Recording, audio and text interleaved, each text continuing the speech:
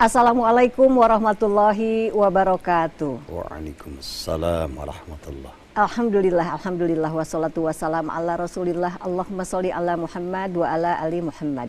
Pemirsa yang dimuliakan Allah dimanapun Anda berada, kita ketemu lagi di Gemar Ramadan untuk hari ini. Semoga semuanya dalam keadaan sehat walafiat, dalam keadaan yang penuh semangat untuk mengisi hari demi hari di bulan yang begitu mulia ini. Bersyukur kehadirat Allah Subhanahu wa Ta'ala, hingga detik ini kita diberikan usia yang cukup, hingga kita juga bisa merasakan betapa nikmatnya beribadah di bulan Ramadan.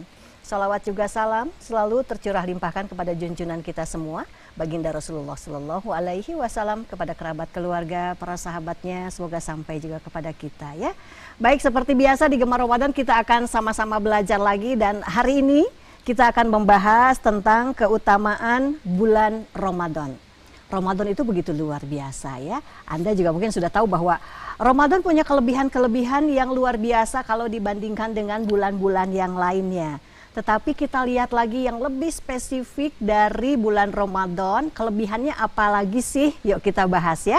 Alhamdulillah bersama saya di studio sudah hadir Kiai Haji Dedi Mulyadi. Assalamualaikum Pak Kiai. Waalaikumsalam warahmatullahi wabarakatuh. TDP. Kalau Pak Kiai mas semangat selalu. Ya, ya. Pak Kiai ini adalah Ketua Umum Korps Mubalik Pasundan. Insyaallah. Baiklah ya Pak Kiai, kita ngobrol-ngobrol nih tentang keutamaan bulan Ramadan.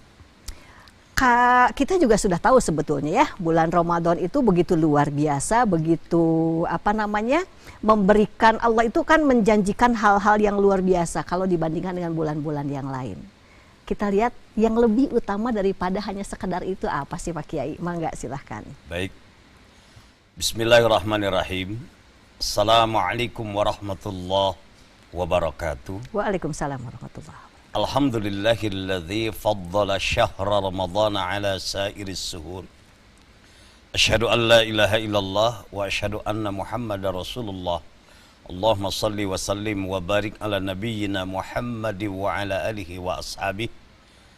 Amma ba'd. Allahumma inna nas'aluka ridhaka wal jannah wa na'udzubika min sakhatika wan nar.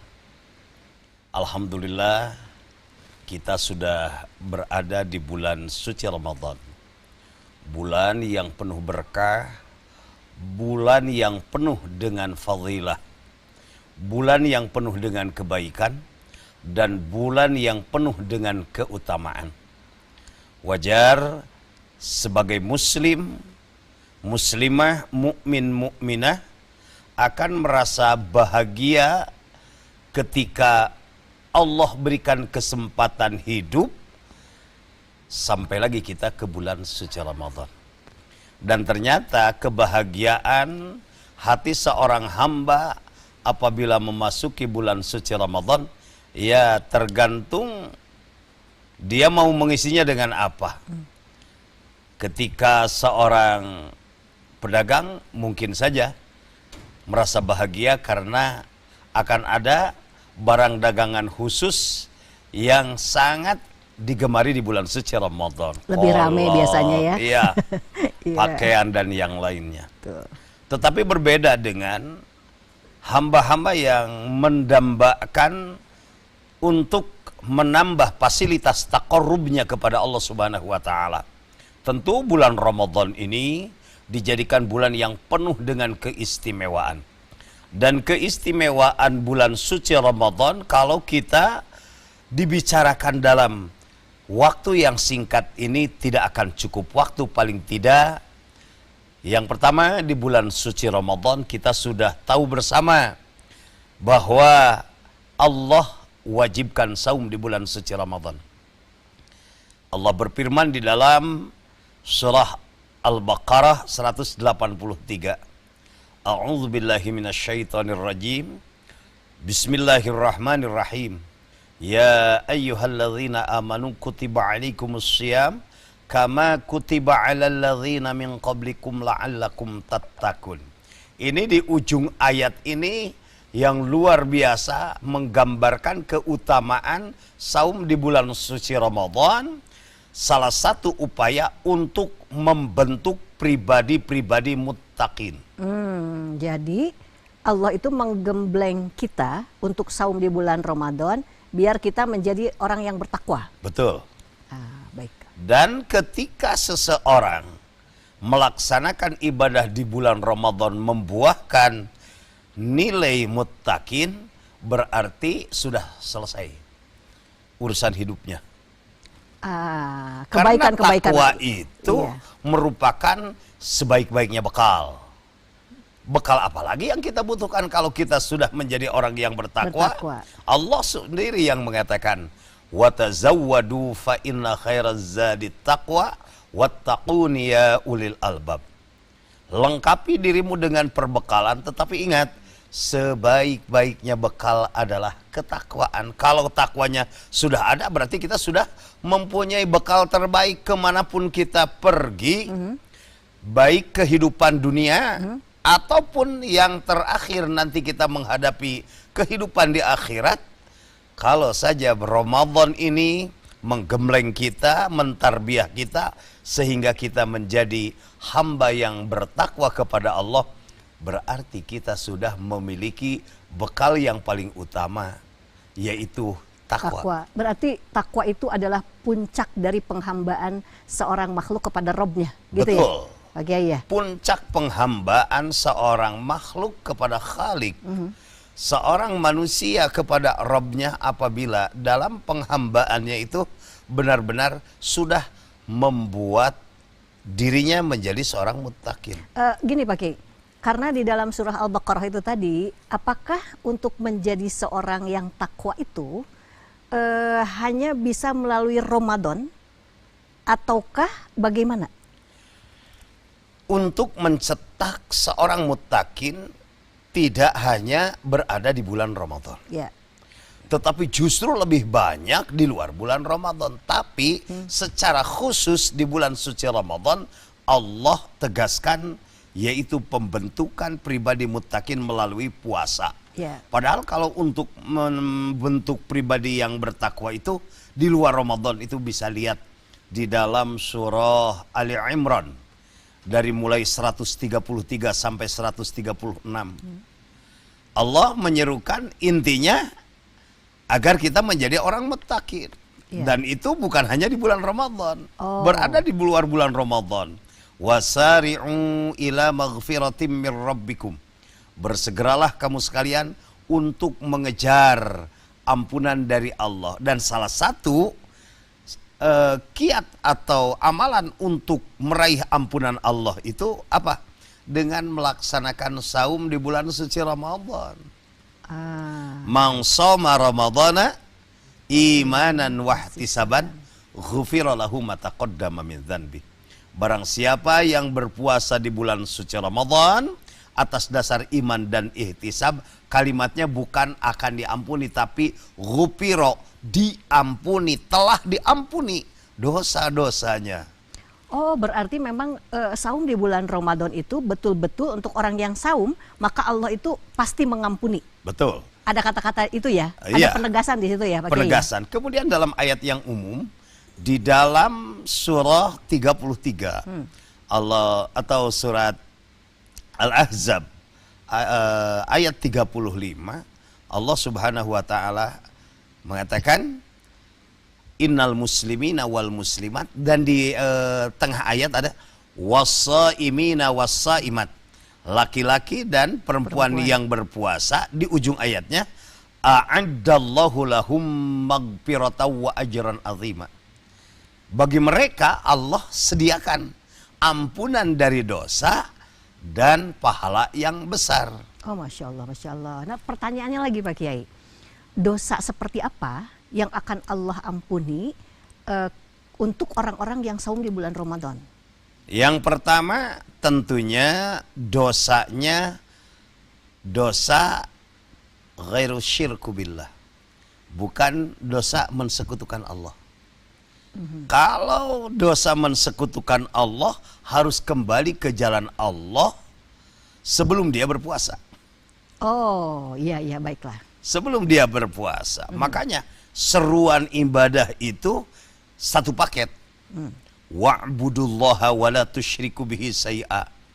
Beribadahlah kepada Allah, jangan kau sekutukan Allah. Itu ibadah secara umum, Ya. termasuk di dalamnya saum.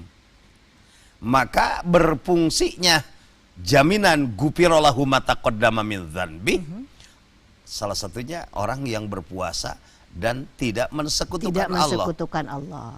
Kalau saja ayat An-Nisa atau surat 4 ayat 36 itu mengingatkan wa'budullaha wa la tusyriku bihi syai'a. Karena ada orang yang beribadah kepada Allah sementara masih berada dalam kemusyrikan. Iya betul. Pemirsa, kadang-kadang kita juga suka ini ya, tipis banget antara syirik gitu ya, musyrik gitu ya, dengan sesuatu yang kita pahami bahwa itu bukan musyrik, Pak Kiai. Khawatirnya seperti hal-hal yang kecil yang menurut kita tidak itu. Misalnya begini, saya sakit, kemudian minum obat, sembuhlah kita. Betul. Dan kemudian kita merasa bahwa kita sembuh itu adalah karena obat ini, Betul. bukan karena Allah. Apakah itu termasuk ke dalam golongan? Nah, begitulah. Ingat, kita ini wajib berobat. Dokter mengobati. Dan dokter ataupun siapa tabib atau alternatif Ya, bukanlah yang memberikan kesembuhan, tetapi yang mengobati.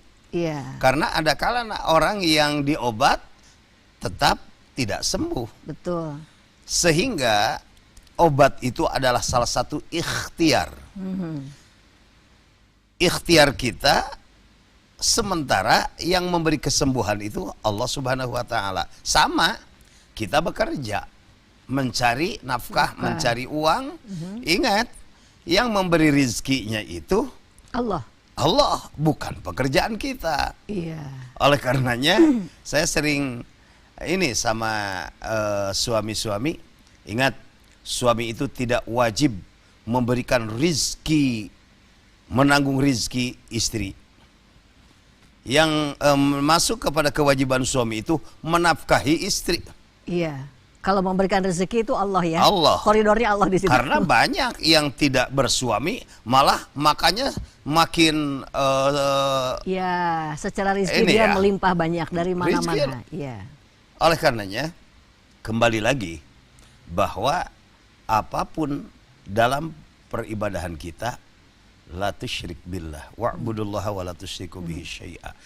Salah satunya diampuni dosa melalui amal ibadah saum selain daripada asyirku billah. Berarti begini Pak Kiai ya. Seharusnya yang kita lakukan itu adalah sebelum masuk bulan Ramadan, maka kita bertaubat dulu kepada Allah dari segala hal yang mungkin juga kita suka khilaf, suka lupa gitu ya, sesuatu yang tadi itu tanpa kita sadari ternyata ini adalah memper kepada hal-hal yang musyrik gitu ya. Nah ini harusnya begitu ya Pak Kiai ya? Ya, kalau kita sadar dan kita baca dalam surat Asy-Syams, wa nafsi wa masawaha, demi jiwa dan penyempurnaannya, fa'alhamaha fujuraha wa taqwaha, akan ada bisikan kefajiran. Fajir itu jamak dari fujur itu jamak dari fajir, artinya durhaka. Wa taqwaha, dan bisikan ketakwaan. Qad aflaha man zakkaha wa qad khaba man dassaha. Sungguh beruntung orang yang mensucikannya dan sungguh merugi orang yang mengotorinya. Apalagi ketika kita mau memasuki bulan suci Ramadan, bulannya suci, maka kita juga harus membawa jiwa-jiwa yang suci. Agar keutamaan di bulan Ramadan ini bukan hanya Ramadannya yang utama, tetapi kita juga termasuk hamba yang diutamakan oleh Allah karena kita sudah memantaskan diri berupaya untuk mensucikan jiwa kita dari roda iluzunub, kotoran-kotoran dosa. Kotoran-kotoran, baik. Oke, lagi tentang dosa yang diampuni di bulan Ramadan ini. Kecuali syirik itu tadi ya pemirsa Satu, ya. kecuali satu syirik sebelum ya, taubat. Betul. Nah, apalagi bagaimana kalau kita berdosanya kepada sesama manusia? Nah, justru itu. Dosa kepada sesama manusia tidak bisa dibersihkan hanya dengan hablum minallah. Ya, walaupun kita bermunajat kepada Allah minta ampunan, tapi tidak bisa. Justru ada dosa hablum minallah bisa disucikan dengan hablum minannas. ada dosa kepada Allah, tetapi bisa dibersihkan melalui hablum minan nas. Tidak puasa, kan dosanya hablum minallah. Betul. Lalu tidak kuat untuk melaksanakan Puasa. qadha. Oh, qadha, ya. Maka bolehlah membayar fidyah. Oh, fidyah. Fidyah betul. itu kan disalurkannya kepada manusia. fuqara masakin salah satunya. Oh, begitu. Jadi sebenarnya Allah itu memberikan solusi ya. Betul. Memberikan solusi, kita bisa melakukan hal-hal yang tidak mungkin dilakukan, itu dosa kepada Allah itu betul. Jadi contohnya yang seperti itu. Contoh lagi, ada pelanggaran dalam manasik sedang melaksanakan ibadah haji.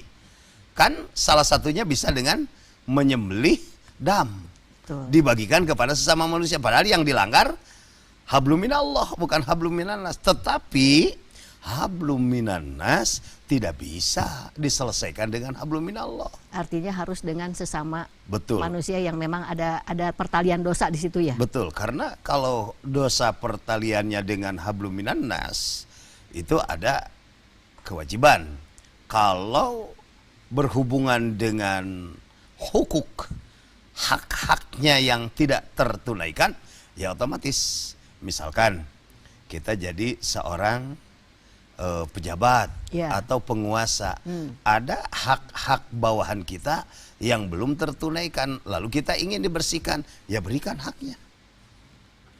Harus betul-betul terpenuhi. Terpenuhi. Iya. Karena sudah dizalimi. Atau ada harta yang dirampas, ya harus dikembalikan. Dikembalikan. Yang paling sulit itu sesuatu yang tidak ada nilai materi tetapi luar biasa dosa besarnya. Nyeredet karena hati nih kita ya pemirsa ya. Yang berasa sakit hati oleh seseorang. Ini harus dibersihkan sebetulnya, harus saling memaafkan. Ya. Oleh karenanya di Tatar Pasundan khususnya dulu itu ada silaturahmi sebelum Ramadan. Munggahan. Intinya Tradisi bukan munggahan. untuk botram, bukan untuk hura-hura, tetapi benar-benar terlahir dari mengistimewakan Ramadan dengan memantaskan diri agar ibadah hablum minallahnya itu tidak ternodai dengan hablum minannas. Selesaikan dulu hablum minannasnya. Indah sekali sebetulnya mah. Betul. Tradisi baik yang dilakukan oleh orang tua kita dulu. Saya jadi ingat itu saling berkirim rantang ya pemirsa ya. Jadi biasanya itu dulu itu memang pakai rantang tuh. Kalau munggahan itu ya saling berkirim ke tetangga-tetangga, ke saudara gitu ya. Nanti ketika kita berkirim misalnya ke rumah tetangga gitu ya, dari tetangga itu kemudian dikembalikan lagi dan ada isinya lagi tetapi yang berbeda. Aduh Masya Allah ya, sambil dan betul kemudian di situ kita bermaafan. ada apa? Di situ ada kasih sayang dan perhatian. Nah itu dia Pak Kiai. Kasih sayang dan rasa hormat. Betul. Hormatnya dari mana? Yang berkunjung itu biasanya dari bawah dulu, dari adik ke kakak. Ke kakak. Betul. Kemudian ada angsul-angsulnya. Ya. Istilah Sunda mah pamulang. Pamulang asih. Kadang-kadang pamulang itu lebih besar daripada kiriman dari adiknya. Betul. Apalagi kalau anak kirim orang tua, ngirimnya sarantang, dibawanya itu tilu sekolbak. rantang. Segerobak. Pak Kiai kita harus rehat lagi ya. Pemirsa kami harus rehat dulu ya. Nanti selepas selingan yang satu ini kita lanjutkan lagi.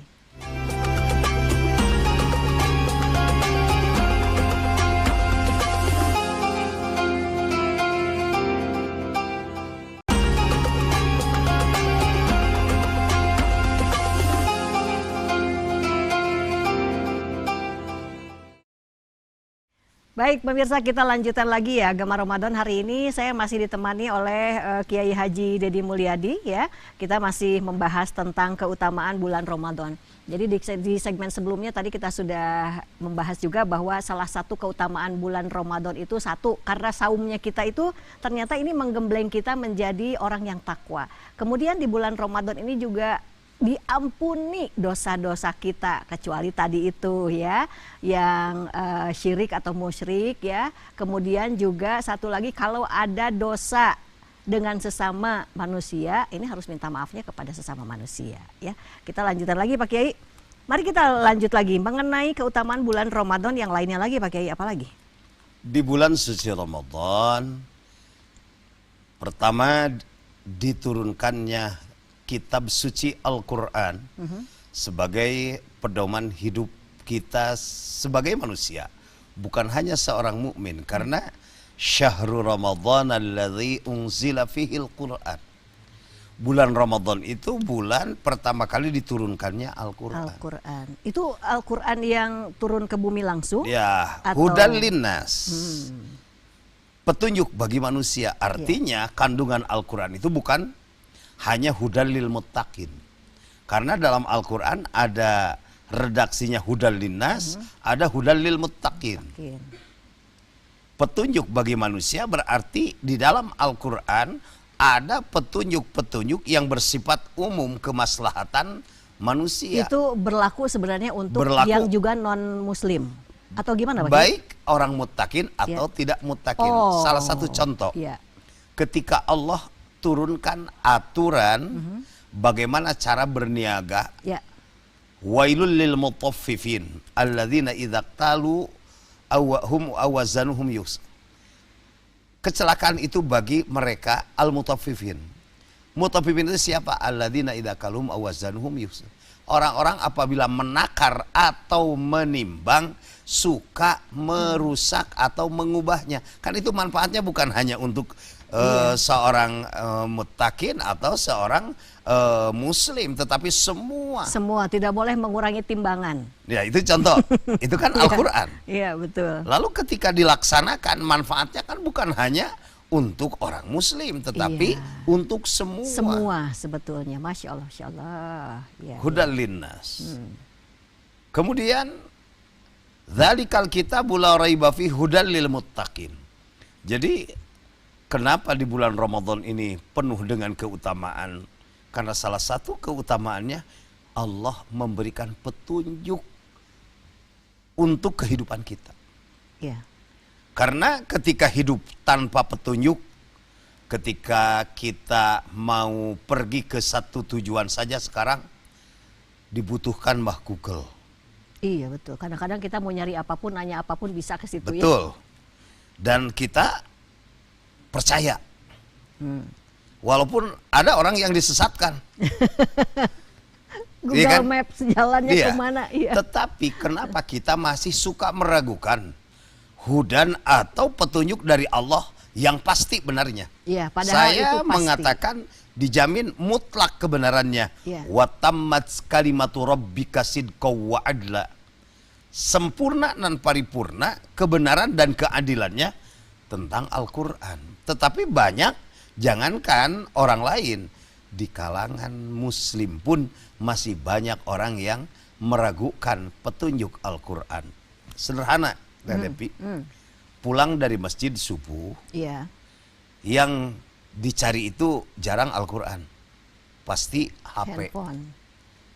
Sederhana, khawatir ada info penting.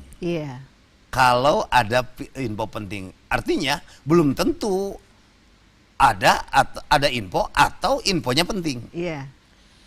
Tetapi info dan yang pasti penting itu dalam Al-Quran. Jarang kita rindu dari luar masuk rumah segera mengambil Al-Quran karena saya hidup, saya butuh petunjuk, saya hidup butuh Al-Quran. Kenapa Al-Qurannya kurang dirindukan? Handphone yang masih ragu entah ada atau tidak informasinya, ketika ada pun informasinya tentang penting atau tidak, langsung kita kejar, kita cari. Kalaupun ada yang miss call segera ditelepon balik. Itu gambaran kualitas perhatian kita terhadap Al-Quran. Makanya wajar kalau kita tidak merasa istimewa Ramadan diturunkan Al-Quran karena kita tidak mengistimewakan Al-Qurannya itu sendiri. Padahal Al-Quran itu turunnya di bulan Ramadan. Turun di bulan Ramadan, isinya petunjuk untuk kehidupan kita.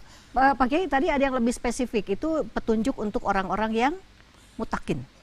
Ada hudan linnas, ada hudan lil muttaqin. Jadi begini, berbicara hidayah, petunjuk, satu ada yang disebut dengan hidayatul ilham. Ilham, itu apa itu? Petunjuk dari yang tidak pernah dipelajari, tiba-tiba tahu.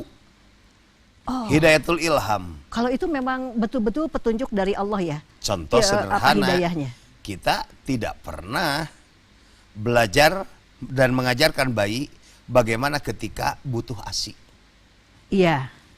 Tidak ada cara mengajari untuk bayi yang bagaimana. beredukasi untuk bayi Iya. yang ada di perut salah satu contoh kecil, tetapi Allah mengilhamkannya, ya kan? Iya, betul. Tidak perlu diajari tetapi dia bisa dengan sendirinya. Bisa dengan sendiri, itu yang disebut hidayatul ilham. Makanya ketika kita punya pengetahuan tanpa belajar, punya ilham dari mana? Kan begitu ya. Yang kedua ada hidayatul hawas. Hidayatul hawas ini sebuah petunjuk kekhususan dari yang bisa membedakan antara satu dengan yang lain. Contoh, ketika manusia marah, seperti itulah marahnya. Iya. Kucing marah, seperti itulah marahnya. Jangankan antara kucing dengan manusia, laki dengan perempuan saja punya kekhususan yang berbeda. Iya, berbeda ketika marah. Setiap orang malah berbeda ya ketika dia marah ya. Itulah yang disebut dengan hidayatul hawas. Dan yang ketiga, ada yang disebut dengan hidayatul akal. Hidayah akal pemikiran. Dan itu diberikan hanya kepada manusia. Hanya akalnya itu ada akal gharizi, ada akal tabi'i. Akal gharizi itu adalah akal yang benar-benar manusiawi, sehingga dengan akalnya itu menemukan kebenaran yang sesungguhnya. Oh, itu melalui satu proses pembelajaran dulu mungkin. Betul. Iya. Itu proses tarbiyah. Iya. Sedangkan akal tabi'i yaitu lebih kepada insting, naluri. Oh, kadang-kadang kita suka menebak-nebak ya Dia, tentang sesuatu antara gitu, manusia dengan binatang, hawasnya itu sama. Lihat, ayam pejantan suka mengejar-ngejar ayam betina. Iya. Manusia yang laki-laki suka Perempuan. dikejar perempuan. Ayo Bapak mah sok karaneh wae. Bukan atau juga ayam tadi, Pak. Nah, oleh karenanya akal ghariji itu lebih kepada insting dan naluri. Baiklah. Justru di situ yang membedakannya antara manusia dengan yang lain. Maka hidayatul akli belum tentu menemukan hakikat kebenaran. Iya. Kalau kebaikan iya. Karena belum tentu yang baik itu benar, tetapi setiap yang benar itu baik. Baik, betul. Baru ketika berbicara hidayatuddin, hidayah agama juga ada dua. Satu ada hidayah dilalah, yang kedua ada hidayah taufik. Kalau hidayah dilalah, yang tadinya tidak tahu tentang agama jadi tahu, tapi belum sampai melaksanakan, baru itu mendapatkan hidayah dilalah. Kalau hidayah prosesnya taufik, berbagai macam ya. Betul. Dia bisa belajar atau dia tiba-tiba melihat sesuatu sehingga dia cukup paham gitu ya. Iya, tapi belum bisa melaksanakan. Iya. Makanya yang paling mahal itu hidayatuddin yang bersifat hidayah taufik. Apa itu Pak Kiai? Hidayah taufik itu yang tadinya tidak tahu menjadi tahu kebenaran, setelah tahu kebenaran dia melaksanakan kebenaran, dan untuk melaksanakan itu tidak bisa tanpa pertolongan Allah. Sering kita baca hauqalah, la haula wala quwata illa billahil aliyil adim. Tidak ada daya upaya untuk menjauhkan diri dari maksiat kepada Allah. Tidak ada daya upaya tidak ada kekuatan untuk melaksanakan amal soleh illa billahil aliyil adim, kecuali atas pertolongan zat Allah yang maha agung. Masya Allah, Masya Allah. Pak Mirsa, jadi bicara tentang hidayah aja sudah sebegini luar biasanya gitu ya, berbagai hidayah, bahkan juga kita juga bisa mendapatkannya, kita kira-kira golongan yang mana nih gitu hidayahnya ya.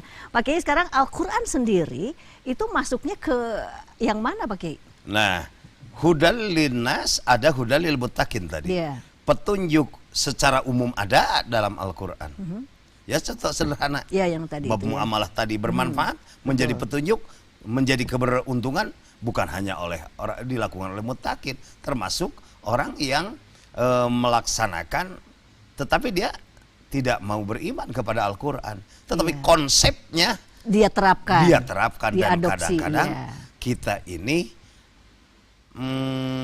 kaya nilai, miskin amal. Iya bener, kadang-kadang ada orang yang lebih Qurani daripada kita yang Muslim. Nah, ini dia ya, harus Nah, berkaca. Baik. yang kedua ada hudal lil muttaqin. Tentu kalau hudal lil muttaqin menjadikan Al-Quran sebagai petunjuk dasar dan pijakan kemana dia melangkah, apa yang ia harus lakukan, selalu menjadikan Al-Quran sebagai petunjuknya. Berarti orang ini selalu merujuk kepada Al-Quran. Betul. Apapun yang dilakukannya di dunia ini, maka dia akan selalu mencari Al-Quran. Betul. Ketika kita butuh pertanyaan, Al-Quran yang akan menjawab. Sampai Allah mengatakan dalam Al-Quran, walaqad yassarnal Qur'ana lidzikri. Aku telah memudahkan Al-Quran untuk mengingat aku. Pertanyaannya, fahal mim muddakir. Apakah kamu termasuk orang yang menjadikan pelajaran? Enggak dari Al-Quran. Itu dia. Karena memang, karena lebih spesifik tadi ya Pak Kiai. Betul. Artinya tidak semua yang mengaku beragama Islam masuk ke dalam golongan itu. Betul. Apalagi seluruh manusia ya enggak juga. Ini segolongan kecilkah? Apakah ada penjelasannya ataukah gimana Pak Kiai? Betul. Ketika orang mau menjadikan Al-Quran sebagai hudan, ya kita tidak terlepas wama utitu minal ilmi ila qalila. Disiplin ilmu yang terbatas. Sehingga setiap profesi bisa menjadikan Al-Quran sebagai petunjuknya. Tetapi koridor utamanya hudal lil muttaqin, yaitu terutama yang berupa perintah atau larangan, halal atau haram, itu dulu yang betul. utamanya. Sehingga ketika kita mau melangkah, maka yang dilihat ini sesuai enggak. Sehingga dia melangkah karena diperintah, dia diam karena dilarang. Bukan dia melangkah karena selera, bukan dia melangkah berhenti karena tidak selera. Iya sih betul. Sebenarnya Al-Quran ini jadi petunjuk tuh betul-betul ya Pak Kiai ya. Betul. Petunjuk, dan itu memang menjadi fleksibel ya. Artinya gini, kalau saya kan sebagai seorang yang di dunia broadcasting, ya untuk aturan-aturannya ternyata semua juga kalau kita merujuk ke Al-Quran ada di situ. Betul. Untuk pedagang ada di situ. Untuk pejabat ada lagi di situ. Betul. Jadi begitu luasnya. Semua sisi Termasuk kehidupan. Pendidik, pejabat, Iya. petani. Iya. Coba kalau kita ambil saja, bagaimana seorang petani untuk menguatkan tauhidnya ketika melihat padi yang sedang bertumbuh kembang. Dalam Al-Waqi'ah diingatkan, a'antum tazra'unaha am nahnu zari'un. Wahai petani, engkau yang menumbuh kembangkan padi itu atau aku, kata Allah. Begitu dia merasakan bahwa dia hanya menanam benih, tidak ikut campur untuk memproses menjadi sebuah pohon yang tumbuh subur, menghasilkan padi, menghasilkan sumber makanan, baru dia akan mengatakan, Rabbana ma khalaqta hadza batila. Tuhanku, sungguh tidak ada satupun ciptaanmu yang batil. Semua mengandung hikmah, semua mengandung kebaikan untuk semuanya. Masya Allah, Masya Allah. Baik, kita harus lihat lagi pemirsa ya. Nanti selepas selingan yang satu ini, kami akan kembali lagi bersama Anda. Jadi tetap bersama kami tentunya di Gemar Ramadan.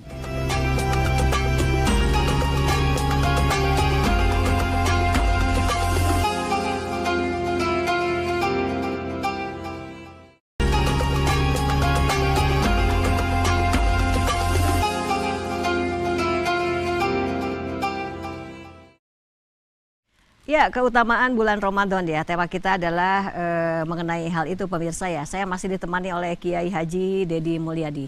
Kita lanjutkan lagi. Tadi kita sedang membahas mengenai Al-Quran yang turun di bulan Ramadan ini ya. Pak Kiai, kita lanjutkan lagi ya. Berarti Pak Kiai begini ya.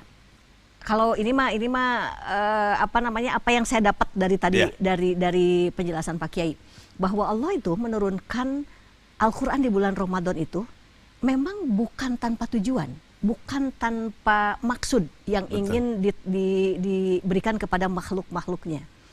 Ini ada keistimewaan tersendiri kenapa di bulan Ramadan. Kan kita lagi saum ya. Kemudian Allah turunkan petunjuk. Nah ini kalau kita menyelam lebih dalam lagi ke situ Pak. Apa sih yang sebenarnya yang ingin Allah perlihatkan, tunjukkan kepada makhluknya, nih di bulan Ramadan saya tunjukin ini. Betul. Bulan Ramadan Allah turunkan Al-Quran, Allah turunkan kewajiban saum, intinya untuk tazkiyatun nufus, membersihkan jiwa. Sehingga jiwa kita terbuka, mudah untuk menerima, di mana sadar kita ini sebagai makhluk yang diciptakan oleh Khalik. Khaliknya itu Allah. Iya. Allah menciptakan manusia, Allah menghidupkan manusia, Allah memberi fasilitas hidup kepada manusia, lalu Allah turunkan aturan hidup untuk manusia, yaitu Al-Quran. Di bulan puasa, di bulan Ramadan, agar benar-benar mengandung hikmah yang luar biasa. Oleh karenanya, kita harus pandai mengambil hikmah di bulan suci Ramadan. Yuk bukakan pintu hati kita untuk memohon kepada Allah agar kita termasuk hamba yang siap melaksanakan aturan-aturan Allah dalam kehidupan yang ujungnya kembali lagi kepada diri kita. Iya betul. Ini sebenarnya yang paling penting adalah bagaimana kita mengamalkan ya Pak Kiai ya. Karena sebanyak apapun ilmu yang kita miliki, kalau tidak kita amalkan, kan itu nggak ada apa-apanya. Begitu Pak Kiai? Betul. Baiklah ya. Kemudian begini Pak Kiai, di bulan Ramadan itu ada satu malam yang juga ditunggu-tunggu. Terutama oleh yang sangat merindukan dengan pahala yang besar, ampunan Allah juga. Dan itu hanya satu malam terjadinya, Lailatul Qadar. Bagaimana, apakah itu juga satu keutamaan di bulan Ramadan? Itulah salah satu yang dicari, yang diusahakan oleh hamba-hamba yang ingin mendapatkan keistimewaan.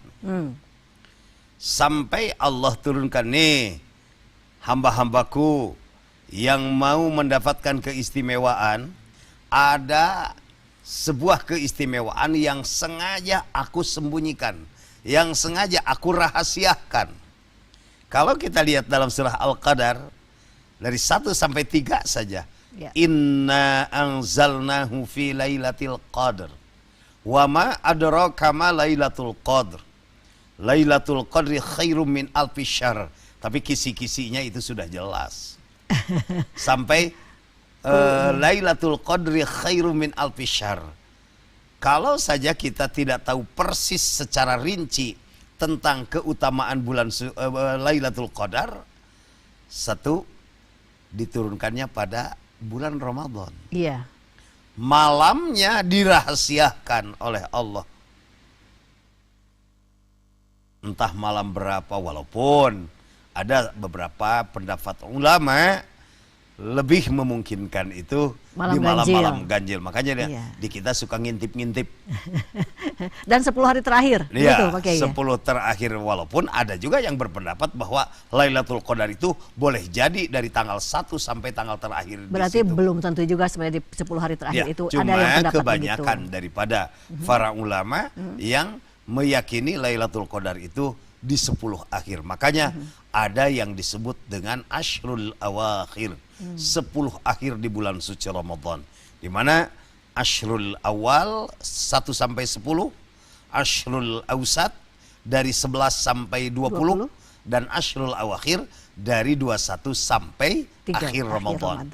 Maka hikmah kalau kita benar-benar ingin mendapatkan keistimewaan Lailatul Qadar, apa yang kita lakukan? Perbanyak amal soleh. Karena di situ Lailatul Qadri khairum min alfi syahr. Kalau saja kita membaca satu ayat pas bertepatan dengan Lailatul Qadar, lebih utama dibandingkan dengan membaca ayat Al-Quran 83 tahun. Betul. Karena 1000 bulan itu kurang lebih adalah 83 tahun. Artinya begini Pak Kiai ya. Kalau kita memang mengejar Lailatul Qadar itu, maka lakukan setiap hari ya. Betul.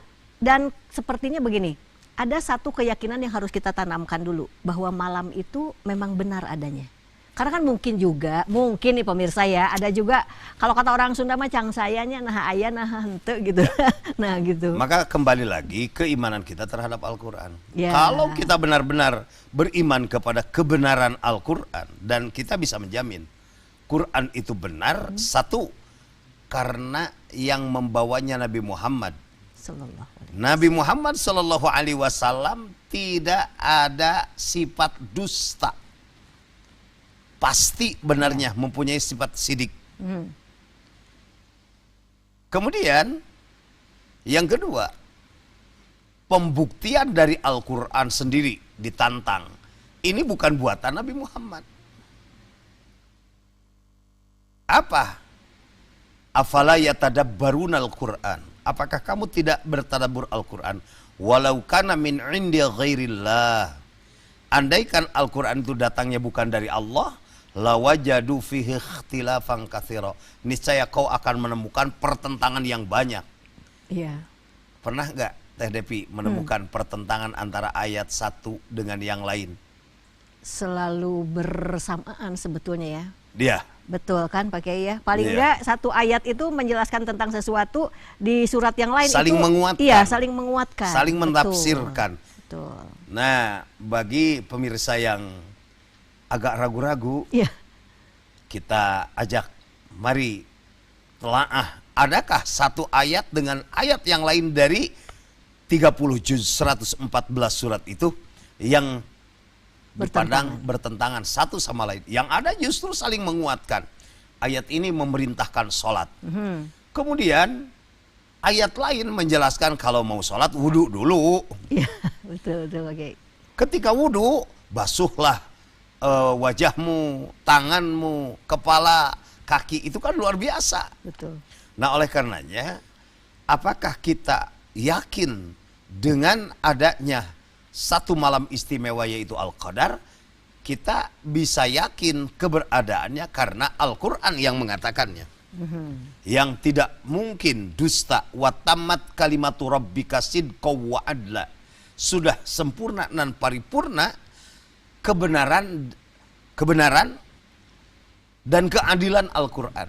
Tidak perlu diragukan lagi. Tinggal kalau memang ada yang masih ragu, itu Al-Quran sendiri yang menantangnya. Betul. Wa in kuntum fi raibim mimma nazzalna ala abdina.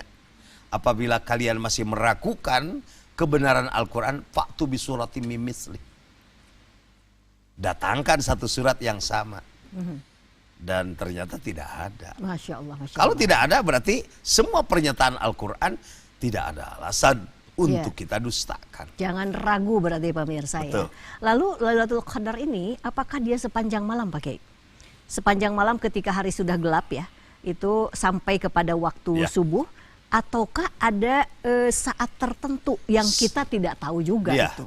Sebetulnya itu dirahasiakan oleh Dirahasiakan. Allah. Cuma salam malaikatnya itu salamun hiya hatta matla'il fajr. Berarti dari gelapnya malam sampai matla'il fajr. Terbitnya fajar. Iya, iya. Berarti kita kalau kita berakal berarti kita harus mencari di situ ya. Betul. Mengisinya sepanjang malam itu ya Pak Kiai ya. Karena Betul. wallahu alam apakah itu sepanjang malam ataukah Turunnya mungkin itu juga. pas. Nah, Jam berapa? ya kita tidak tahu. Itu tidak tahu.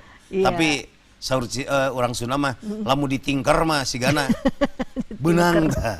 Ah, justru kita ini kan dilatih bagaimana untuk istiqomahnya, karena justru untuk mendapatkan turunnya kebaikan yang malaikat turunkan itu adalah apabila kita istiqomah dalam mencari dan melakukannya. Iya betul. Nah ketika malam itu tiba ya pemirsa, kita tidak pernah tahu itu kapan ya. Setiap orang sebenarnya bisa melakukan amal kebaikan sesuai dengan profesinya masing-masing. Sebetulnya begitu Pak Kiai ya. Karena bukan berarti bagaimana misalnya ada seseorang yang bertugas sebagai security. Dan pada malam hari itu dia harus menjaga, mau tidak mau. Jadi dia tidak bisa mungkin pergi ke masjid dan lain sebagainya. Bagaimana dia kemudian bisa mengisi malam itu? Makanya ketika kita mau melakukan profesi yang halal, harus jelas bahwa kita melakukan ini semata-mata untuk ibadah kepada Allah. Oh, Sehingga niatnya di situ. i'malu ala makanatikum. Beramallah sesuai dengan makanahnya. Dengan profesinya dan dengan tempat. Cuma mungkin yang berbeda itu ketika yang di masjid melalui taqarrubnya, yang sedang di pasar melalui bagaimana cara berniaga yang sesuai dengan syariat Islamnya. Iya betul. Tidak bisa Betul. menunggu Lailatul Qadar dengan maksiat. Ah. Ya kita mah gadang di waktu malam dengan dugemnya. Ya kita kan sampai terbit fajar. Sugan we aya Lailatul Qadar datang ka dieu. Moal lo kitu mah moal aya. Baik, Pak Kiai kita harus sehat lagi ya. Pemirsa kami harus sehat lagi ya. Nanti selepas selingan yang satu ini kami kembali lagi bersama Anda.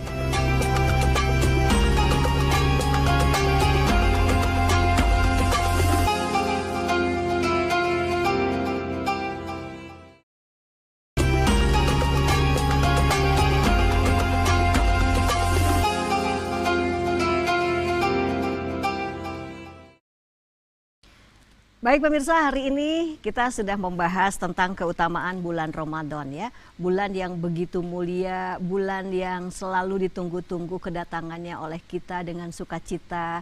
Keutamaannya itu begitu luar biasa. Karena di bulan Ramadan itu kita memang diwajibkan untuk saum. Tujuannya tiada lain tiada bukan agar membentuk kita yang menjalankan ibadah saum di bulan Ramadan ini menjadi orang-orang yang bertakwa ya. Kemudian juga bulan Ramadan ini adalah bulan ampunan dosa. Ketika dosa-dosa kita itu dibakar gitu ya, ketika dosa-dosa kita itu diampuni, dosa-dosa kepada Allah ya, kita memohon kepada Allah. Dan dosa syirik atau musyrik itu memang agak sulit juga, tadi sudah disampaikan oleh Pak Kiai ya. Kecuali dia itu bertaubat sebelum masuk bulan Ramadan dari kemusyrikannya gitu ya. Kemudian juga untuk dosa-dosa kepada sesama manusia ya kita harus bermaafan. Kita harus langsung mendatangi orang yang pernah kita zolimi, kemudian kita sampaikan permohonan maaf kita ya. Nah ini dosa-dosa kita itu akan dibakar di bulan Ramadan, akan diampuni oleh Allah Subhanahu wa Ta'ala. Kemudian juga di bulan Ramadan ini adalah bulan diturunkannya Al-Quran. Al-Quran yang begitu luar biasa, yang bisa menjadi pedoman hidup bagi kita untuk kehidupan kita di dunia ini dan menjadi bekal di akhirat nanti ya. Lalu juga ada satu malam yang ditunggu-tunggu juga, Lailatul Qadar ya. Lailatul Qadar ketika seseorang melaksanakan ibadah, amal ibadah apapun di malam itu, kemudian dilipat gandakan dan seolah-olah kita melaksanakannya selama 83 tahun. Dan itu hanya terjadi di bulan Ramadan ya. Baik, waktu kita sudah habis, Pak Kiai tidak terasa ya. Kita tutup dengan doa ya Pak Kiai ya. Allahumma salli wa sallim wa barik amin. Allahumma taqabbal minna innaka antas samiul alim. Wa tub alaina innaka antat tawwabur rahim. Ya Allah, terimalah amal ibadah kami. Ampuni segala dosa kami. Ya Allah, ya Rabbana ya Karim. Bulan Ramadan yang penuh dengan berkah. Bimbinglah hamba agar senantiasa istiqomah dalam melaksanakan ibadah.